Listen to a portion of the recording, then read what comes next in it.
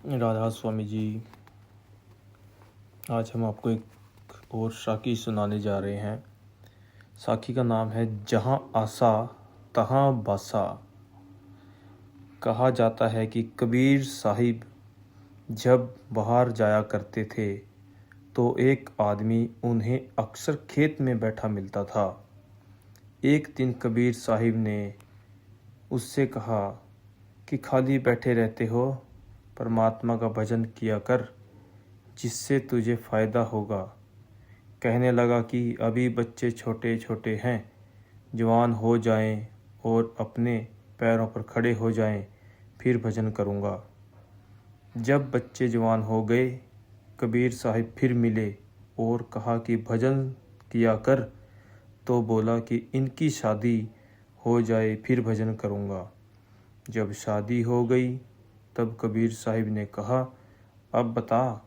जवाब दिया, पोतों की खुशियाँ देख लूँ। पोते भी हुए। कबीर साहिब फिर मिले और कहा, अब तो भजन करो। वो आदमी कहने लगा कि पोते छोटे छोटे हैं, जवान हो जाएं फिर भजन करूँगा। जब पोते जवान हो गए तो कबीर साहिब ने फिर पूछा, बोला, ये लापरवाह है, रात को सो जाते हैं, अगर मैं न जागूं तो चोरी हो जाएगी। कुछ समय बाद कबीर साहिब फिर वहाँ से गुजरे तो बाबा नज़र न आया।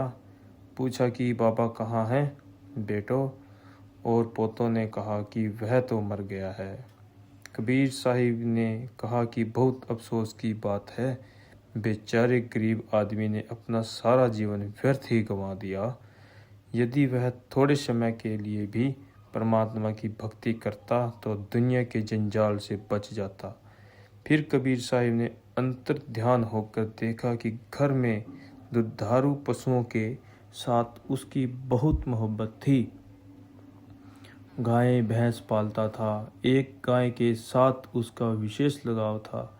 जब मरा तो उस गाय के पेट में बछड़ा बनकर आया।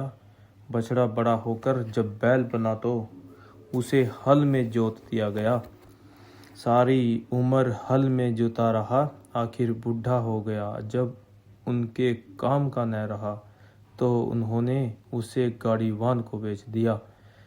उसने भी कुछ साल गाड़ी में जोता। जब उसके काम का न रहा तो उसने तेली को दे दिया, जिसने उसे काफ़ी समय कोल्लू में जोता। फिर जब उसके काम का भी न रहा तो उसने कसाई को दे दिया। कसाई ने मारकर उसका मांस बेच दिया। बाकी चमड़ा नकारे वाले ले गए। उन्होंने नकारे पर मढ़ा लिया। अब खूब डंडे पड़ते हैं। यह देखकर कबीर साहिब ने कहा, बैल बने हल में जुते, ले गाड़ी में दीन, तेली के कोल्हू रहे, पुनी घेर कसाई लीन। मांस कटा बोटी बिकी, चमड़न मड़ी नकार, कुछ एक कर्म बाकी रहे, तिस पर पड़ती मार। राधा स्वामी जी, अगर आपको यह साखी अच्छी लगी है तो ज़रूर बताएं। राधा स्वामी जी।